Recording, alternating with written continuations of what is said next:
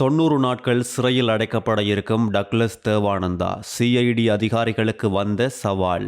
மஹிந்தவின் திடீர் முடிவுகளால் அரசியல்வாதிகள் கடும் குழப்பம். வானிலிருந்து விழுந்த மர்ம பொருள் திருகோணமலை கடற்பரப்பில் பரபரப்பு. பல சேவைகள் அத்தியாவசிய சேவைகளாக பிரகடனம். காதலன் கண்முன்னே காதலியின் அதிர்ச்சி வேலை. ரணிலுக்கு மீண்டும் விசாரணை. என்ன நடக்கப் போகின்றது தெரியுமா? வெளிவந்த உண்மை. மக்களுக்கு மகிழ்ச்சி தகவல். வங்கிகளுக்கு வர இருக்கும் பணம். வானிலை தொடர்பில் மக்களுக்கு முக்கிய அறிவிப்பு. இதுபோன்ற செய்திகளை உடனுக்குடன் தெரிந்து கொள்ள நியூஸ்1 அப்டேட் சேனலை சப்ஸ்கிரைப் செய்யுங்கள். இலங்கையில் முந்தைய அரசாங்கங்களின் போது பல தமிழ் இளைஞர்களை நீண்ட காலமாக தடுத்து வைக்க வழிவகுத்த பயங்கரவாத தடுப்பு சட்டம் இப்பொழுது டக்ளஸ் தேவானந்தாவை நோக்கி பாய்ந்தது ஒரு முக்கியமான சம்பவமாக பார்க்கப்படுகின்றது. சந்திரிகா மற்றும் ராஜபக்ச ஆட்சிகளின் போது அரசாங்கத்தை ஆதரித்த சக்தி வாய்ந்த அமைச்சரான இவர் தற்போது அதே சட்டத்தின் கீழ் விளக்கமறியலில் உத்தரவு விதிக்கப்பட்டு தடுத்து வைக்கப்பட்டுள்ளார். இவரது திடீர் கைதுக்கான காரணம் 2020ஆம் ஆண்டு படுகொலை செய்யப்பட்ட பாதாள உலக தலைவர் மாக்கந்துர மதுசின் நண்பர் ஒருவரிடம் டக்ளஸ் தேவானந்தாவின் பாதுகாப்பிற்காக பாதுகாப்பு படையினரால் வழங்கப்பட்ட துப்பாக்கி கண்டுபிடிக்கப்பட்டதுதான். முன்னதாக 72 மணி நேரம் அவரை தடுத்து வைக்க உத்தரவிடப்பட்ட சம்பவம் பேசுபொருளாகிய நிலையில் அடுத்து 90 நாட்கள் தடுப்பு காவல் பிறப்பிக்கப்படுமா என்ற கேள்வி எழுந்த நிலையில் நீதிமன்றம் எதிர்வரும் 9ஆம் தேதி வரை இவரை விளக்கமறியலில் வைக்க உத்தரவிட்டுள்ளது. இந்த நிலையில் கைது செய்யப்பட்ட குறித்த பாதாள உலகக்குழு உறுப்பினர் சம்பந்தப்பட்ட துப்பாக்கியை டக்ளஸ் தேவானந்தா தனக்கு கொடுத்தார் என்றும் பல கொலைகளை செய்ய அந்த துப்பாக்கியை பயன்படுத்தினார் என்றும் தெரிவித்துள்ள நிலையில் இந்த வாக்குமூலத்தை மட்டுமே அடிப்படையாக கொண்டு வழக்கு தொடுப்பது சவால் என்பதால் டக்ளஸ் தேவானந்தா ஆயுதத்தை மாக்கந்துர மதுசிடம் ஒப்படைத்ததை நேரில் கண்ட நபர்களை கைது செய்து அரசு சாட்சிகளிடம் ஒப்படைக்க குற்றப்புலனாய்வுத்துறை இப்போது விரிவான நடவடிக்கையை தொடங்கியுள்ளதாக தெரிவிக்கப்பட்டுள்ளது. 2001ஆம் ஆண்டு இலங்கை ராணுவம் டக்ளஸ் தேவானந்தாவுக்கு 13 T-56 தானியங்கி துப்பாக்கிகளையும் கைத்துப்பாக்கிகள் உட்பட 6 சிறிய ஆயுதங்களையும் வழங்கியதற்கான ஆவண ஆதாரங்கள் இருப்பதும் குறிப்பிடத்தக்கது. மின்சார விநியோகம் தொடர்பான அனைத்து சேவைகள் உட்பட பல சேவைகளை அத்தியாவசிய சேவைகளாக பிரகடனப்படுத்தி அதிவிசேட வர்த்தமானி அறிவித்தல் வெளியிடப்பட்டுள்ளது. மின்சார விநியோகம் தொடர்பான அனைத்து சேவைகள், எரிபொருள், பெட்ரோலிய உற்பத்தி பொருட்கள், எரிவாயு விநியோகம் உள்ளிட்ட பல்வேறு சேவைகள் அத்தியாவசிய சேவைகளாக பிரகடனப்படுத்தப்பட்டுள்ளது. ஜனாதிபதி அனுரகுமார திசாநாயக்கவினால் அத்தியாவசிய பொது சேவைகள் சட்டத்தின் விதிகளுக்கமைய வர்த்தமானி வெளியிடப்பட்டுள்ளது. அதன் அடிப்படையில் மருத்துவமனைகள், பராமரிப்பு நிலையங்கள், மருந்தகங்கள் மற்றும் இதுபோன்ற நிறுவனங்களில் நோயாளர்களை பராமரித்தல், அனுமதித்தல், பாதுகாத்தல், உணவளித்தல் மற்றும் சிகிச்சை அளித்தல் தொடர்பான அனைத்து சேவைகளும் அத்தியாவசிய சேவைகளாக பிரகடனப்படுத்தப்பட்டுள்ளது. புத்தளம் வெண்ணப்புவ போலீஸ் பிரிவில் உள்ள நயனமடம பாலத்தில் உள்ள ஜின்னோயாவில் குதித்து 11 வயது யுவதி நீரில் மூழ்கி காணாமல் போயுள்ளார். இது தொடர்பில் வெண்ணப்புவ போலீஸ் நிலையத்திற்கு நேற்று மாலை கிடைத்த தகவலின் அடிப்படையில் விசாரணைகள் ஆரம்பிக்கப்பட்டுள்ளதோடு காணாமல் போன யுவதி பெருந்தோட்ட பகுதியைச் சேர்ந்த 17 வயதுடையவர் என குறிப்பிடப்பட்டுள்ளது. காதல் உறவில் இருந்த இளைஞனை காணாமல் போன யுவதி சம்பவ இடத்துக்கு வருமாறு தொலைபேசி மூலம் அழைத்துள்ளார். அவரது காதலன் மற்றொரு நண்பரோடு நயனமடம பாலத்துக்கு அருகில் வந்தபோது அந்த யுவதி ஜின்னோயாவில் குதித்ததாகவும் அவரை காப்பாற்ற அந்த இளைஞனும் ஜின்னோயாவில் குதித்ததாக தெரிய வந்துள்ளது. இருந்தாலும் அந்த இளைஞனை அந்த பகுதி மக்கள் மீட்டுள்ள நிலையில் யுவதி தண்ணீரில் அடித்து செல்லப்பட்டதோடு வெண்ணப்புவ போலீசார் மேலதிக விசாரணைகளை மேற்கொண்டு வருகின்றனர்.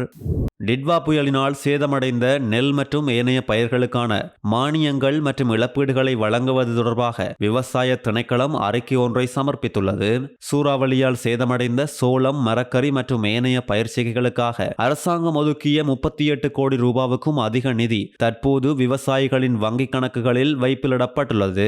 11,081 விவசாயிகளின் கணக்குகளுக்கு இந்த நிதியுதவி அனுப்பி வைக்கப்பட்டுள்ளது. இதன் கீழ் 365 சோளம் பயிரிடும் விவசாயிகளுக்கும் 9,668 மரக்கறி பயிரிடும் விவசாயிகளுக்கும் விசேட நிவாரணமாக பல கோடி வழங்கப்பட்டுள்ளதாக விவசாய திணைக்களம் தெரிவித்துள்ளதோடு பாதிக்கப்பட்ட அனைத்து மாகாணங்களையும் உள்ளடக்கும் வகையில் இந்த விசேட நிவாரணத்தை வழங்குவதற்கு விவசாய திணைக்களம் நடவடிக்கை எடுத்துள்ளதும் குறிப்பிடத்தக்கது.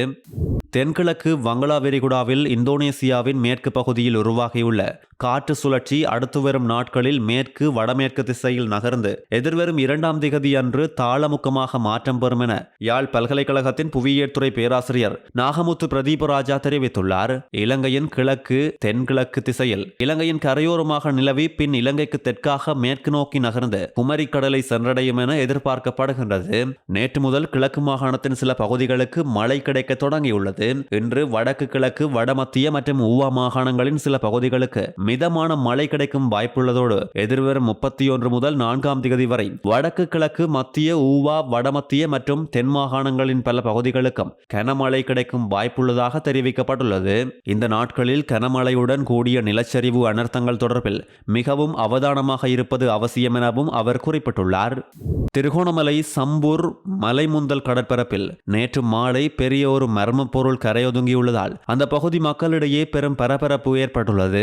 இந்த மர்ம பொருள் இந்திய விண்வெளி ஆய்வு மையத்தினால் விண்ணிற்கு ஏவப்பட்ட ராக்கெட்டின் ஒரு பகுதி என ஆரம்பகட்ட தகவல்கள் வெளிவந்துள்ளதோடு கடந்த சில தினங்களாக திருகோணமலை ஆழ்கடல் பகுதியில் மிதந்து வந்ததாக கூறப்படும் இந்த உலோக பாகம் நீரோட்டத்தின் காரணமாக நேற்று மாலை சம்பூர் கடற்கரையை வந்தடைந்தது. இதனை அவதானித்த மீனவர்கள் பாதுகாப்பு பிரிவினருக்கு உடனடியாக தகவல் வழங்கியதை அடுத்து தற்போது கரையொதுங்கியுள்ள பாகத்தின் முக்கியத்துவத்தை கருத்தில் கொண்டு சம்பூர் போலீஸ் பிரிவின் அறிவுறுத்தலின் பேரில் கடற்படை வீரர்கள் அங்கு பாதுகாப்பு பணியில் ஈடுபடுத்தப்பட்டுள்ளனர். இது குறித்த ஆய்வுகள் நிறைவடையும் வரை பொதுமக்கள் அருகில் செல்வதற்கு தடை விதிக்கப்பட்டுள்ளது. யாழ் வடமராட்சி கிழக்கு தாளையடி கடலில் நீராடிய இளைஞன் கடலில் அடித்து செல்லப்பட்டுள்ள சம்பவம் நேற்று பிற்பகல் இடம்பெற்றுள்ளது. 27 வயதுடைய உடுத்துறையை சேர்ந்த உதைப்பந்தாட்ட வீரரான ஜெசிந்தன் என்பவரே இவ்வாறு கடலில் அடித்து செல்லப்பட்டுள்ளார். குறித்த இளைஞன் நேற்று தனது நண்பர்களோடு கடலில் நீராடுவதற்காக தாளையடி கடற்கரை சென்ற நிலையில் கடல் பகுதியில் நிலவிய சீரற்ற காற்று மற்றும் கடல் கொந்தளிப்பால் இந்த இளைஞன் கடலோடு அடித்து செல்லப்பட்டுள்ளார். இளைஞனுடன் நீராடிய மேலும் இருவரை காவல் நிலையத்தில் வைத்து மருதங்கேணி காவல்துறையினர் விசாரணைகளை மேற்கொண்டு வருகின்றனர். முன்னாள் ஜனாதிபதி மஹிந்த ராஜபக்ச கொழும்பில் மீண்டும் குடியேறப்போவதாக வெளியாகிய தகவல்களில் உண்மையில்லை என அவர் தெரிவித்துள்ளார். தங்காலையை விட்டு வெளியேறி கொழும்புக்கு திரும்பும் நோக்கம் தனக்கு இல்லை என்றும் அவர் தெரிவித்துள்ளார். ஆனாலும் தேவைகளை பொறுத்து கொழும்புக்கு செல்ல வேண்டி இருக்கலாம் என்று அவர் தெரிவித்துள்ளதோடு நுகேகொட பகுதியில் உள்ள ஒரு தனியார் இல்லத்தில் மஹிந்த ராஜபக்ச வசித்து வருவதாக முன்னாள் ஜனாதிபதியின் ஊடக பேச்சாளரான வழக்கறிஞர் மனோஜ் கமகே முன்பு தெரிவித்திருந்தார். கட்சியின் எதிர்கால அரசியல் நடவடிக்கைகள் மற்றும் ஒருங்கிணைப்பை எளிதாக மருத்துவ சிகிச்சைகளை பெறுவதற்கும் கொழும்பிற்கு அருகில் இருப்பதன் வசதி என அவர் தெரிவித்தார். அரசியல் செயற்பாட்டில் இருந்து விலகியிருந்த மஹிந்த மீண்டும் தீவிர அரசியலில் ஈடுபட உள்ளதாக தகவல்கள் வெளியான நிலையில் மஹிந்தவின் திடீர் அறிவிப்பு அரசியல்வாதிகள் மத்தியில் குழப்பத்தை ஏற்படுத்தியுள்ளதும் குறிப்பிடத்தக்கது. முன்னாள் ஜனாதிபதி ரணில் விக்ரமசிங்க மற்றும் முன்னாள் காவல்துறை அதிபர் தேசபந்து தென்னகோன் ஆகியோர் தொடர்பில் 2 வழக்குகள் குறித்து விசாரணைகள் நிறைவடைந்த பின் 3 நீதிபதிகள் கொண்ட அமர்வு முன் குற்றப்பத்திரிகை தாக்கல் செய்ய வேண்டும் என மேலதிக சொலிசிட்டர் ஜெனரல் திலீப பீரிஸ் முன்மொழிந்துள்ளார். ரணில் விக்ரமசிங்க தனது மனைவியின் முனைவர் பட்டம் வழங்கும் விழாவில் கலந்து கொள்வதற்காக பிரிட்டன் சென்றபோது அரச நிதியை தவறாக பயன்படுத்திய குற்றச்சாட்டுகள் மற்றும் தேசபந்து தென்னகோன் தொடர்புபட்ட வெலிகம W15 கோட்டல் துப்பாக்கி சூடு சம்பவம் ஆகியவை இது தொடர்பில் குறிப்பிட்ட 2 வழக்குகள். சட்டமா அதிபர் திணைக்கள அதிகாரிகள் மற்றும் காவல்துறை அதிகாரிகளுக்கிடையே நடைபெற்ற உயர்மட்ட குழு கூட்டத்தில் மேலதிக சொலிசிட்டர் ஜெனரல் பீரிஸ் இந்த முன்மொழிவை முன்வைத்ததாகவும் சட்டமா அதிபர் பரிந்த ரணசிங்க மற்றும் காவல்துறை அதிபர் பெரியந்த வீரசூரிய ஆகியோர் இந்த கூட்டத்தில் கலந்து கொண்டனர். பாதாள உலகக்குழு உறுப்பினர்கள் தடுத்து வைக்கப்பட்டுள்ள பூசா சிறைச்சாலையில் அண்மையில் 130க்கும் மேல் தொலைபேசிகள் கைப்பற்றப்பட்ட நிலையில் இப்பொழுது மேலும் 15 கையடக்க தொலைபேசிகள் மீட்கப்பட்டுள்ளது. பூசா சிறைச்சாலை அதி உயர் பாதுகாப்பு சிறைச்சாலையாக கருதப்படுகின்ற போதிலும் அங்கு தொலைபேசிகள் பயன்படுத்தப்படுகின்றன என்று புலனாய்வு தகவல்கள் கிடைக்கப்பட்டுள்ளமை பல கேள்விகளை எழுப்பியுள்ளது. இதனை அடுத்து கடந்த சில நாட்களாக போலீஸ் விசேட அதிரடிப்படையினரால் சிறைச்சாலைக்குள் தேடுதல் வேட்டை நடத்தப்பட்டு வருகின்றது. இதற்கமைய பாதாள உலகக்குழு உறுப்பினர்களான பொடி லேசி தெமட்டகொட சமிந்த மிதிகம ருவான் உள்ளிட்டவர்கள் தடுத்து வைக்கப்பட்டுள்ள சிறையறைகளில் இருந்தும் தொலைபேசிகள் மீட்கப்பட்டுள்ளது. தரையை தோண்டியும் ஏனைய சில பகுதிகளிலும் இவை மிகவும் சூட்சுமமான முறையில் ஒழித்து வைக்கப்பட்டிருந்தது.